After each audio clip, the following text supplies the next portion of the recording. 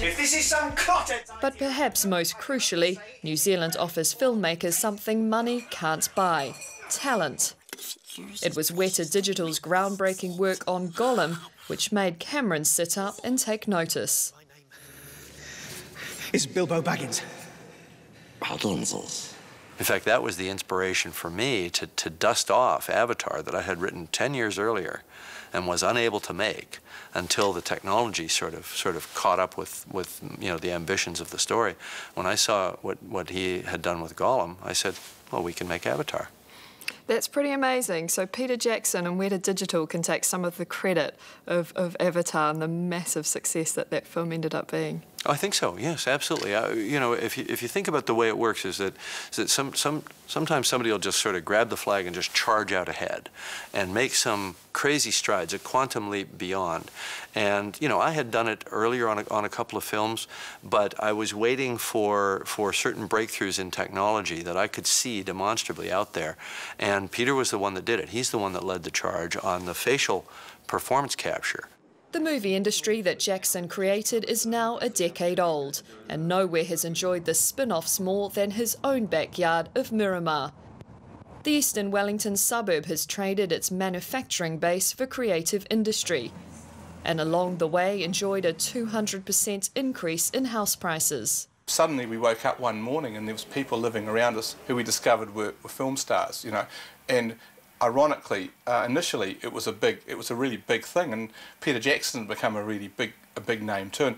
But he would still wander down the main street of Seatoon shops in his jandals and sign autographs for kids, and it was all very, very much sort of a culture shock for Wellington.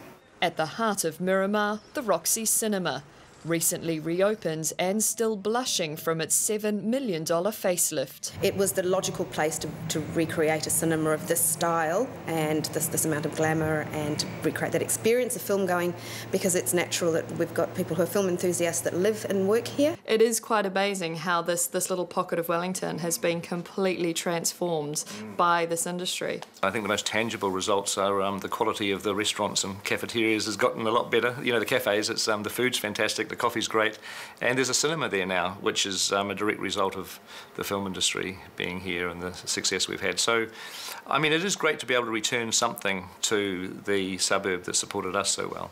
Do you ever get a chance to actually enjoy that, to go and have a coffee or eat a sandwich or sit in the cinema? Yeah. And what do people say to you? Do they come and have a chat? Do they want to? Some people do, yeah. I mean, they usually want to take a photo on their iPhone. These days, I think meeting somebody is mainly about taking the photo so you can put it on your Facebook page. That seems to be the ultimate attraction. The business of filmmaking is Jackson's life. He's a workaholic who keeps a grueling schedule. I remember you saying to me once, I never finish a film, I abandon it. Well, no, I don't abandon movies. I never finish them. They get taken away from me. Yeah.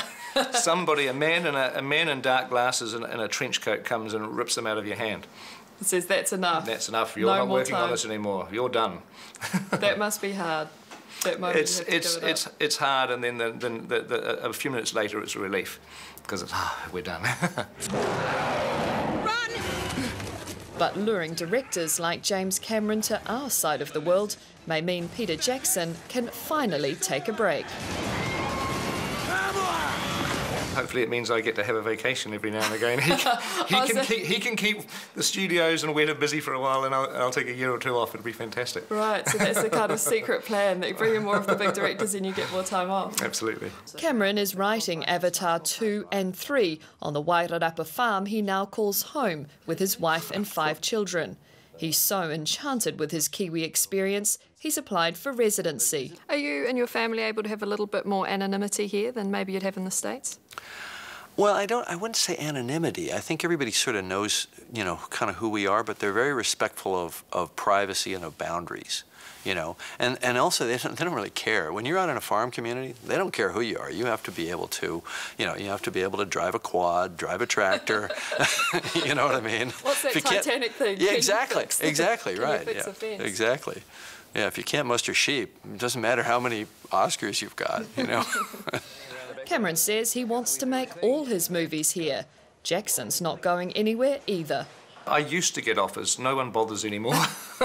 I mean, no one's asked me to go make a movie anywhere else for probably 10 or 15 years. Really? I mean, I had offers after, Brain Dead and Heavenly Creatures and The Frighteners time. Around that period of time in the mid-90s, I was getting offers to do different movies overseas. But, I always had a film I wanted to make here that I wanted to do more than their movie. Over Christmas, Jackson took a rare break in the UK with his family. But even on holiday, Tolkien is never far from his mind. I did something there that I had always wanted to do. We went to Oxford, which is the town where Tolkien was a professor. And Tolkien always used to drink at a pub called the Eagle and Child in Oxford. So Fran and I went there during our holiday, and we had a pint to his health in the Eagle and Child, which is cool.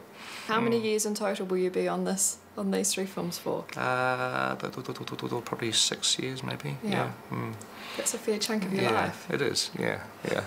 And plus the 7 on Lord of the Rings. Tolkien's consumed quite a bit of my life. But you wouldn't have it any other way? I wouldn't have it any other way. No. We've got to keep looking. It's sort of sooner rather than later, isn't it? Yeah.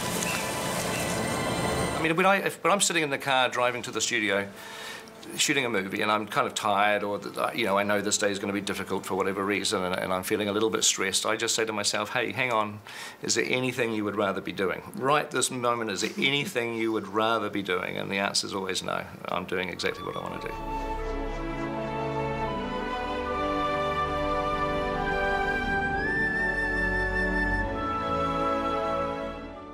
Up next on 60 Minutes, allegations Lance Armstrong misled the public in his confessional interview and just how far he went to protect his doping scam. And I think there were parts of this scheme that were run like a mafia.